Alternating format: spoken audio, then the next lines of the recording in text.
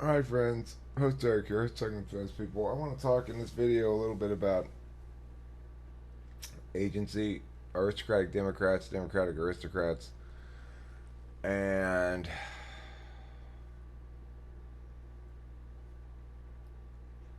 the nature of darkness and light. So, first of all, let's just say that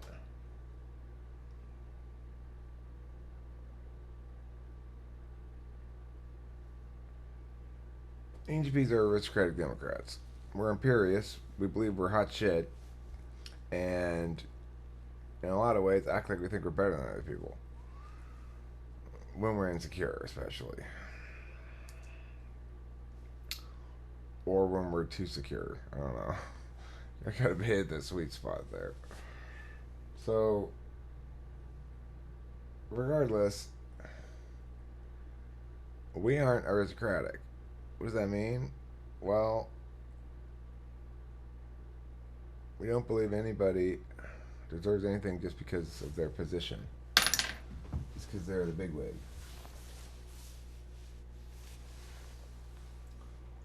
We don't take equity into account when it comes to identity issues, as a general rule. No matter what you did before, this is a new thing. Everything by its merits.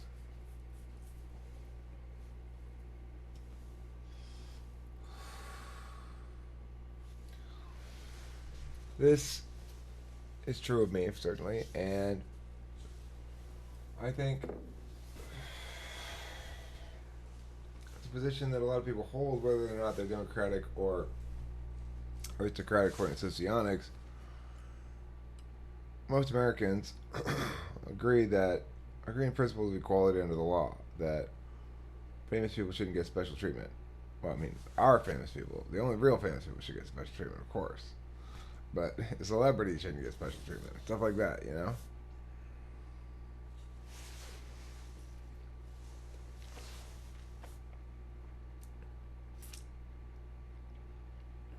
Megabro is a very democratic aristocrat. He prioritizes his TI and FI. TI unconscious for him, but he's very TI effective. And for valuing societal shit, he prioritizes that over TEFE 100%. And, he was the one who started to introduce me to the notion that I had FE misunderstood originally. But what it was, that there was a complete misconception about which one of the two was actually selfish. I get that now. And Mega Bro, it'll make you happy to know that for my new woman that I'm pursuing, it's all about the FI. No more business deals. um,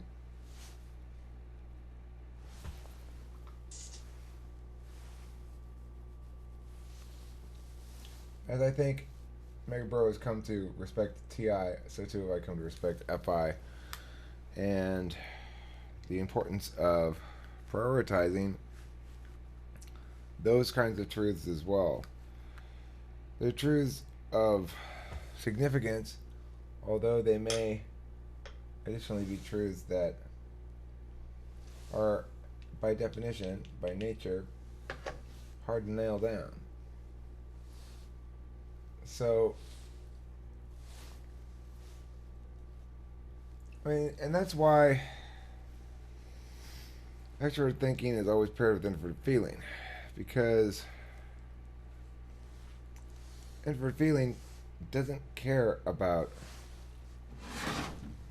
exclusivity. It says, this is what I want. Exclusivity be damned. Consistency be damned. Logic be damned. That's what I want. And TE goes, okay, well, how can we get that? It doesn't say, well, is that consistent? Can you have that? It says, how can we get that? And so I respect FI's greed. I really do. I respect its greed. I respect its knowing what it wants and going and getting it. I've always had the going and getting it part down for most things in life anyway. Well, not always, but at least, you know, I haven't been afraid to go assert myself. Knowing what I want, that's a different matter.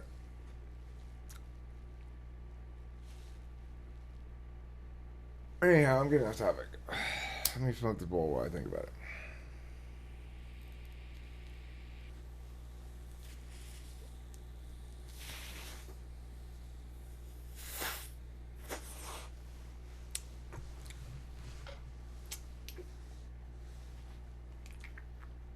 Which brings us to this issue of helping.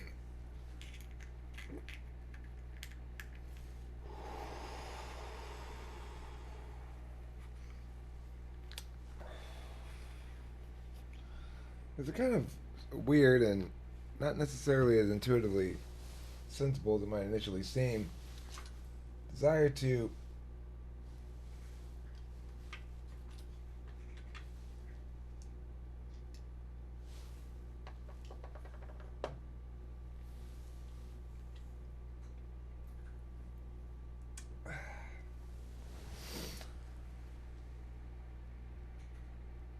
a sensible desire to do what?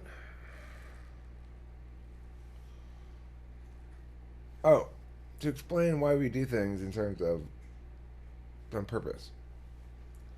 And the purpose that people default to because it works as an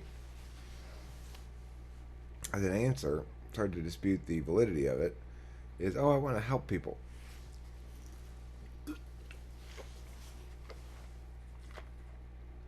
Why are you doing this YouTube channel? Oh, I want to help people. Well, that's not why I'm doing the YouTube channel. I mean, but that doesn't mean I don't want to help people.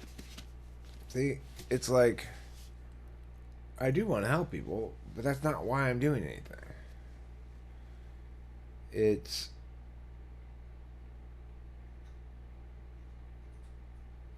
I don't know why I do anything, but while I'm here, you know, it's one of those kind of things. While I'm here, if I can help.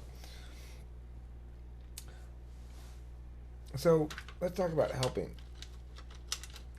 Let's talk about Taylor's position on helping, versus my position on helping, and how they reveal the difference between us and something about the nature of how I operate and why maybe it's deserving your attention or something. I don't know. Whatever conclusion you want to draw from there. So here's the thing. Taylor disavows the position that he's trying to help somebody, but I understand that to be what it is, which is he disavows making those arguments because he knows how that path goes. He knows where that line of reasoning ends. It's presumptuous to try to help people who haven't asked for your help. And so one learns techniques of trying to help people indirectly if one actually wants to be helpful, and one wants to have outcomes rather than readiness. And that's exactly what Taylor does. He stands in the shadows and shoots shadows into the light that optimize it. Or the coal elves, in a sense. Sansa's team. We're the ones who deliver the coal to the naughty children. Nobody wants to receive the coal, but without us the system doesn't work. Otherwise they're not being rewarded for anything. They're just giving presents for nothing, for existing. And that's not the way the whole Christmas economy is supposed to work, right? You're not supposed to get presents for nothing. Now, one might say, well, why not? Why can't you just get presents for nothing? That would be fine, but that's not the way the Christmas economy works. One might imagine a different economy in which that were the case, but in the status quo, that's not the way the Christmas economy works. So, how does that part of the analogy line up properly with reality? That's the other part I get, but what about that part, Eric? Well, it's because we need to think about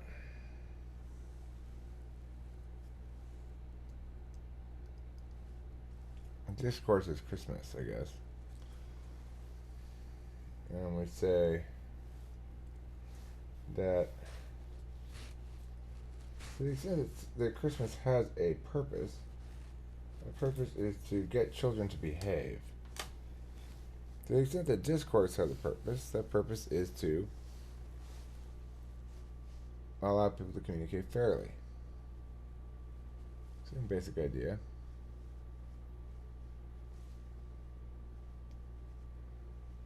So, when people experience harms in life, it's almost always because, in fact, I can't hardly think of any other way it could happen. I mean, except for like physical injuries, maybe. When people experience any kind of real harms in life that aren't random physical injuries and stuff, it is because there's been a communicative failure of some sort. Necessarily so. Somebody's not having their position heard and respected. Somebody's having their ontology or epistemology invalidated. And that's why there's conflict. Now the question then becomes, well, how do you deal with that then, Eric?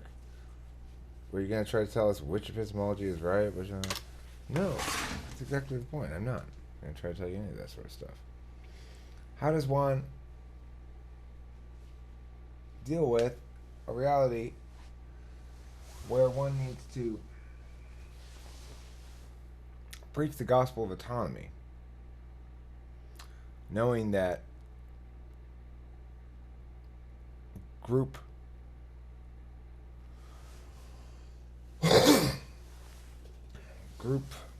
transcendence or something is contraindicative of individual transcendence? That's the problem, right?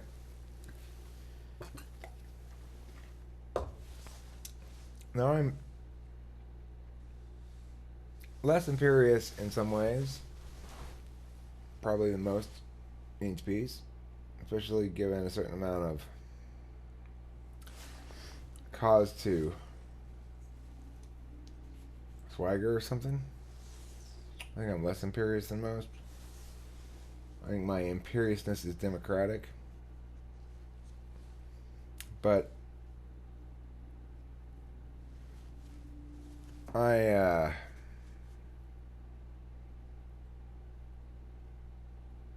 nevertheless committed to helping, which I guess would be a trait of imperiousness, to presume others need help.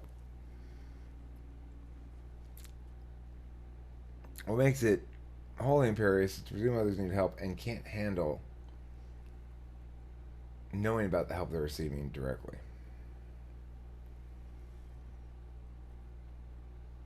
That's the difference between me and Taylor, is he accepts that reality and pitches his shadows into the light for the purpose of preserving the light.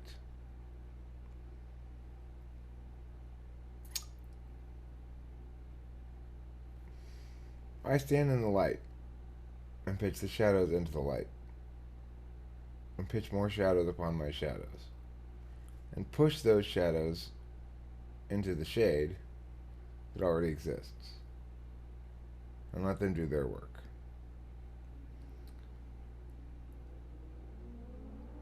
I stand in the light because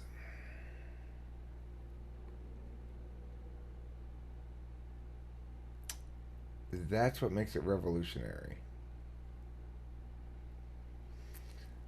we're never going to reach the singularity of the species until we handle this shit. Until we can take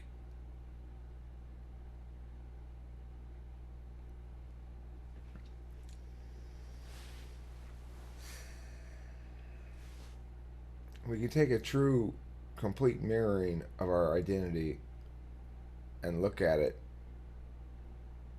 and stand before its essence. Okay. We haven't heretofore had the opportunity, right? We go about life with not a lot of mirrors around and nobody filming us. But that's changing. When an identity is crafted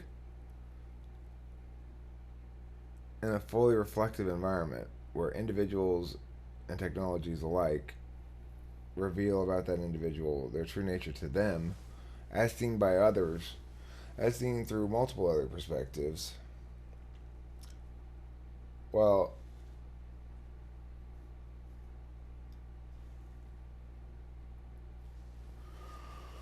I guess then you know who you are. Maybe. You clean up all the little mistakes, I guess. Or you do a better job of it than you have in the past. You want to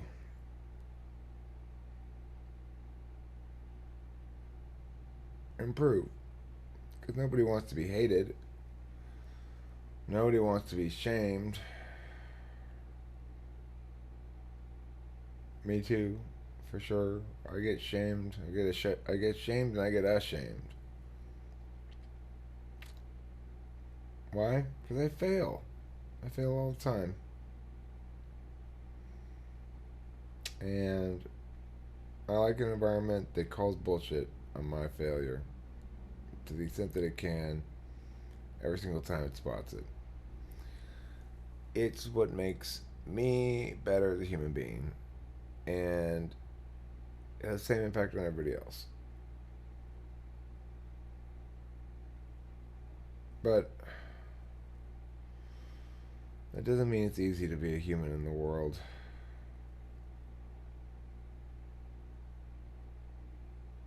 And yet, these shadows I cast into the future as well as push into the future. They sit, they percolate. Drip, drip, drip. I know not what I do.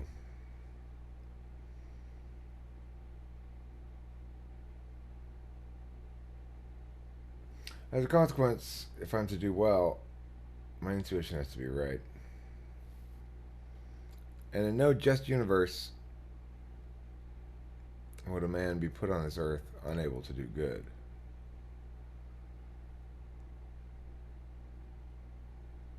Think about it. Thanks for watching Talking with Famous People. Don't forget to eat plenty of cheese, and I love you.